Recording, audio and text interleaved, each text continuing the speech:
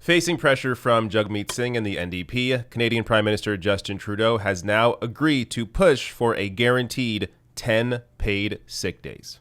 This is something that I spoke with the leader of the NDP, Jagmeet Singh, about yesterday. Nobody should have to choose between taking a day off work due to illness or being able to pay their bills. Just like nobody should have to choose between staying home with COVID-19 symptoms or being able to afford rent or groceries. That's why the government will continue discussions with the provinces without delay on ensuring that as we enter the recovery phase of the pandemic, every worker in Canada who needs it has access to 10 days of paid sick leave a year. All right, so let's get one thing out of the way first. These are discussions, ongoing discussions. Nothing's on paper yet. There's no actual, policy yet. But this is a great sign.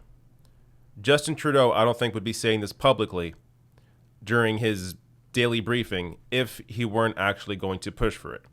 Now, he may ultimately, try to blame the provinces if it doesn't get through, but hopefully here he will actually fight for it. Now, this started with British Columbia NDP Premier John Horgan, who actually raised this issue a few weeks ago, and then it was picked up by federal NDP leader Jagmeet Singh. NDP Jagmeet Singh says his party won't support the federal Liberal government's proposal to expanded parliamentary sittings unless the feds commit to 10-day paid sick leave for all Canadian workers and help for people with disabilities not eligible for the CERB. So this was the ultimatum essentially put to Justin Trudeau from Jagmeet Singh and the NDP, and it worked. Occasionally, when you actually fight, you can win. Now, as I was saying earlier, Trudeau, if he doesn't get this through, will likely blame the provinces, and this is why. Even though the mechanisms to implement a sick leave program rest with the provinces, Trudeau pointed to other joint federal-provincial COVID-19 relief measures that have been agreed to as examples of how it can be done, such as the commercial rent relief program, which launched Monday morning. So, before this was announced, the people defending the Liberal Party for not pushing for this policy earlier always go to the excuse of, his hands are tied. Trudeau's hands are tied. He can't do anything because it rests with the provinces. Well, apparently he can do something. And this also means he can push for other policy ideas like folding long-term care into the Canada Health Act, which again, he's been using this excuse of, it's up to the provinces. Well, no, ultimately it's up to the Prime Minister to actually push the provinces to agree to something like that. So if you have that pressure, you can get these things done. Now, this also, this adds to the other numerous ways the NDP have impacted the Liberal response to COVID-19, including the $2,000 a month CERB. That was an NDP idea as a universal basic income. The CERB is not universal, but it comes close. The 75% wage subsidy, also an NDP idea that was picked up by the NDP, or picked up by the Liberal government. And commercial rent relief, that was just mentioned in that CTV news piece there. Also, that was brought up by the NDP that the Liberals ended up adopting. So this is an example of when you have, of how much can get done under minority governments. So before, when the Liberals had complete control in a majority, the other parties can yell and scream about things, but ultimately the Liberals have no reason to actually listen to them. But under minority governments, the governing party and the Liberals here, they actually have to listen to the other parties. And when it comes to the NDP, who is always outflanking them when it comes to workers' rights, when it comes to left-wing policies in general, the Liberals feel a need here to actually serve that audience out of fear of losing much of their support to the NDP. Now, of course, it's still not all roses. This recent report from the Globe and Mail, Trudeau taps bank CEOs to help chart course for economic recovery plan. So this is one of my many worries coming out of this crisis, is that the Liberal government right now is acting very charitable, almost governing in some ways like an actual left-wing party in terms of the direct cash payments, in terms of the 10 paid sick days.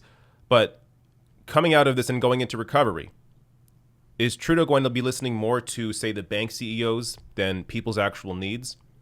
Is austerity going to come back into the picture, where it's about spending cuts that impact the poor and the middle class more than anybody else. So we really have to keep an eye on the Liberal government here and how they move forward. Because right now they can be trying to build this goodwill. And if you look at polling right now, Liberal support right now is up considerably from where it was before. But are they now going to see that and think, well, now that we have all this support, we can, make some moves behind the scenes that actually negatively impact the poor and the middle class, but benefit us in terms of helping people that support us, like massive companies, like the wealthy. So we're going to have to see really how this all plays out, because right now it does seem like the Liberal strategy could be to simply build this goodwill right now and then work behind the scenes later to actually hurt people. But not going to jump to conclusions just yet, but we should keep an eye on what's going to go on or what's happening. But to get back to the 10 paid sick days, this will definitely have, if it goes through, a 100% positive impact on society. And not even just in terms of, the obvious impact being during the coronavirus, where, say, into the fall, people begin feeling sick again, and maybe there's a second wave coming. People will be more inclined to stay home because they can still get paid, stay home, and not, potentially spread the virus to other people in their workplace. So hopefully it will have that benefit. But also just moving forward into the future, people work their asses off. And when you bring yourself to work, even when you're sick, because you don't want to, miss out on a paycheck, ultimately that doesn't just hurt you, but it also hurts everybody else around you.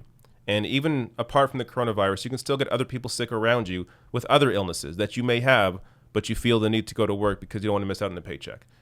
So hopefully these 10 paid sick days go through. And again, also on top of that, let's hope the NDP continue to have this sort of impact on the Liberal government.